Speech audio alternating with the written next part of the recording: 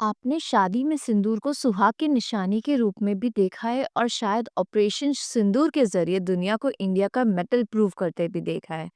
पर रुक जाइए, क्या आपको इस लाल रंग के पीछे की छुपी कहानी पता है, जो कि वेदों और पुराणों से भी पुरानी है, जो आपको इंडिया के उस इतिहास में ले जाएगी जिसके बारे में कभी पढ़ाया ही नहीं गया। नमस्ते दोस्तों, वेलकम है आपका साधना सूत्र इंडिया में। आज हम एक ऐसी चीज के बारे में बात करेंगे जो इंडिया के हर कोने में दिखती है। एक रेड मार्क जो शादीशुदा औरतें अपनी मांग में लगाती है। जी हाँ, मैं बात कर रही हूँ सिंदूर की। आपको क्या लगता है, सिंदूर बस एक शुभ की निशानी है या बस एक ट्रेडिशन? नहीं बॉस, इसकी कहानी इतनी गहरी है और इतनी कमाल है कि आप सोच भी नहीं सकते। ये सिर्फ माथे की लाली नहीं, ये एक टाइम मशीन है जो आपको हजारों साल पीछे ले जाएगी। एंशियंट ट्रेड रूट से लेके पावरफुल देवियों तक और ऐसे लोगों तक जिनकी कहानी सुनकर आप भी हैरान रह जाएंगे। सिंदूर के पीछे का एक पूरा इतिहास छुपा है। चलो देर किस बात की है, इस रहस्यमय सफर पर निकलते हैं। तो कहानी शुरू होती है आज से लगभग 4000 साल पहले, हमारी ग्रेट हड़प्पन सिविलाइजेशन में। इमेजिन करो, उस टाइम के लोग इतने एडवांस थे। आर्कियोलॉजिस्ट को बलूचिस्तान में ऐसी क्ले डॉल्स मिली है जिनके माथे में साफ साफ सिंदूर लगा हुआ है। मतलब ये प्रैक्टिस कोई नई नहीं है, बल्कि हड़प्पन टाइम से चली आ रही है। अब सवाल यह है कि सिंदूर आता कहाँ से था? उस टाइम अमेज़न डिलीवरी तो नहीं थी, राइट? तो यहाँ एंट्री होती है एंशियंट ग्लोबल ट्रेड की। हमारे हड़प्पन लोग अफगानिस्तान से लापिस lazuli मंगवाते थे। तो सोचो, इतनी दूर से जब नीले पत्थर आ सकते हैं तो सिंदूर यानी सिनबार यानी मरकरी सल्फाइड जो ईरान के दरिस्तान से आता था, क्यों नहीं आ सकता? मतलब आपका सिंदूर सिर्फ देसी नहीं बल्कि एक एंशियंट इंटरनेशनल ट्रैवलर भी है। Mind blowing, isn't it? अब चलते हैं मर्कन कोस्ट की तरफ, जहां सिंदूर को हिंगुला के नाम से जाना जाता है। और यहीं पे है हिंगलाज माता का सबसे पुराना मंदिर बलूचिस्तान में। पता है, आज भी इंडिया से लोग वहां जाते हैं दर्शन के लिए। ये मंदिर एक शक्तिपीठ है जहां माना जाता है कि देवी का सर गिरा था और वो हमेशा लाल सिंदूर से ढका रहता है। ये लाल रंग सिर्फ हिंगलाज माता तक सीमित नहीं है। आपको ऐसी देवियाँ जिनको सिंदूर लगाया जाता है बलूचिस्तान से लेकर गुजरात, कच्छ, सिंध, अरावली के पहाड़ों तक और तो और मध्य प्रदेश और उड़ीसा तक मिलेंगी। उड़ीसा में तो लाल सिंदूर आयरन ऑक्साइड के रूप में मिलता है। ये जगह सिर्फ मंदिर नहीं, ये एंशियंट तांत्रिक साइट्स है जहाँ पुराने जमाने के शैमन्स और पिलग्रिम्स जाते थे। जैसे आज हम पिलग्रिमेज पे जाते हैं, वैसे ही ये लोग इन साइट्स पे स्पिरिचुअल एनर्जी और ज्ञान पाने के लिए जाते थे। तो ये देवियाँ इतनी कनेक्टेड किसके साथ है? यहाँ एंट्री होती है एक यूनिक कम्युनिटी की, चरण लोग। ये लोग कोई आम नहीं है। सोचो, ये पोएट्स थे जो वीर गाथाएं सुनाते थे। ये रॉयल फैमिलीज की वंशावली याद रखते थे। ये राजपूतों के साथ लड़ाई करते थे और इनका सबसे बड़ा काम पशुपालन। भैंस, भेड़, बकरी, ऊंट, घोड़े, इन सब की ब्रीडिंग में ये मास्टर थे।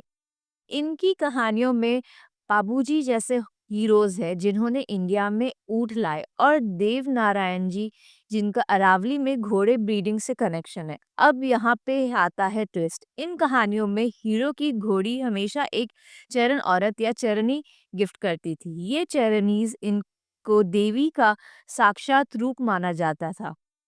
ये सिर्फ सिंबल्स नहीं थी, ये रियल वुमेन थी जिनमें जादुई शक्तियां थी। लोग मानते थे कि देवी इनके थ्रू बोलती है। जैसे आज हम किसी स्पिरिचुअल गुरु को मानते हैं, वैसे ही चरनी वुमेन्स को माना जाता था कि वो सीधे डिवाइन से कनेक्ट करती है। Imagine the power and respect they commanded. In चरनी वुमेन्स के चमत्कारों की तो ढेर सारी कहानियां हैं। ये राजपूत राजाओं की मदद करती थी, सूखे में कुएं खुदवाने के लिए गाइड करती थी, और तो और एक रोटी और थोड़ी-सी छाछ से पूरी सेना को खाना खिला देती थी। लड़ाई में सेना का हौसला बढ़ाती थी। पर अगर कोई किंग उनके साथ बदतमीज़ी करता है तो उसकी खैर नहीं, श्राप लगते थे। छतरी से सांपों की, शहर में मक्खियों की धुंध गिर जाते थे। Talk about divine retribution. और हाँ, कई कहानियों में एक चरनी देवी नहीं बल्कि 7 बहनें होती है, जिनमें एक भाई या मामा भी होता है जिसको भैरव कहते हैं। पता है, ये 7 बहनें और एक भाई का मोटिव कहाँ से आता है? वापस हड़प्पन सील से। मतलब कनेक्शन इतना पुराना है। ये चरनी वुमेन्स आज भी पूजी जाती हैं, जैसे राजस्थान में करनी माता मंदिर, गुजरात में बहुचारा जी माता और कोदियार माता, और बलूचिस्तान में हिंगलाज माता। ये ट्रेडिशन रूप से गहरे लाल सिंदूर कपड़े पहनती है और शुभता दिखाने के लिए। पर अगर कोई बुरी खबर देनी होती थी तो काले रंग के कपड़े भी पहन लेती थी। खेजड़ी का पेड़ इनके लिए बहुत सेक्रेड है। एक कहानी है, जो जब दूध मथने के लिए लकड़ी नहीं थी तो एक चरनी ने खेजड़ी का पेड़ बनाया और उससे कभी ना खत्म होने वाली छाछ बनी। कुछ कहानियों में इनको सांप देवता की बेटियां भी बताते हैं, तो कुछ में टाइगर रूप लेने वाली अप्सराएं। और गेस व्हाट, टाइगर और खेजड़ी का पेड़ भी हड़प्पन सिल्स पर दिखते हैं। अब सोचो कितना गहरा कनेक्शन है चरण का हड़प्पन सिविलाइजेशन से, इस सिंदूर कल्ट के थ्रू। और हाँ, आज भी इस एरिया की औरतें ऐसी चूड़ियां पहनती है जो हड़प्पन सिटीज में भी बनती थी। कोइंसिडेंस? I think not. अब बात करते हैं दुर्गा माता की, जो दुर्गा की सबसे पुरानी मूर्ति मिली है, 1st सेंचुरी बीसी की है, राजस्थान के नागौर में। उसमें देवी की एक बेफलो डमन की जुबान निकालते हुए दिखाया जा रहा है। और अमेजिंग बात यह है कि हिंगलाज माता मंदिर में भी आज भी एक ऐसी जगह है जहां बफेलो डमन की जुबान फेंकी गई थी। यही कहानियां चलती रहती है, जिंदा रहती है। यहाँ तक कि सूफी लोग भी हिंगलाज माता को लाल चुनरिया वाली या नानी देवी कहते हैं। ये नानी नाम उत्तराखंड की नैना देवी और कुषाण पीरियड की देवी नाना से जोड़ा जाता है, जो लायन राइडिंग देवी थी। तो देखा आपने सिंदूर का ये रंग, ये देवियों की कहानी, ये ज्योग्राफी और हिस्ट्री के अक्रॉस कितनी दूर तक फैली हुई है। ये सिर्फ एक माथे की बिंदी नहीं, ये एक सिविलाइजेशनल नेटवर्क का निशान है जो वेदों से भी पुराना है ना। हैरान करने वाली बात, एक छोटी सी लाल बिंदी में इतने सारे राज।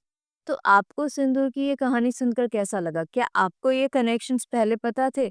मुझे कमेंट करके जरूर बताना। और हाँ, वीडियो अगर पसंद आया तो लाइक करना मत भूलना, चैनल को सब्सक्राइब करना और बेल आइकन दबाकर, ताकि इनक्रेडिबल स्टोरीज तक आप तक पहुंचती रहे। मिलते हैं अगले वीडियो में, तब तक के लिए अपना ख्याल रखिएगा और जय हिंद।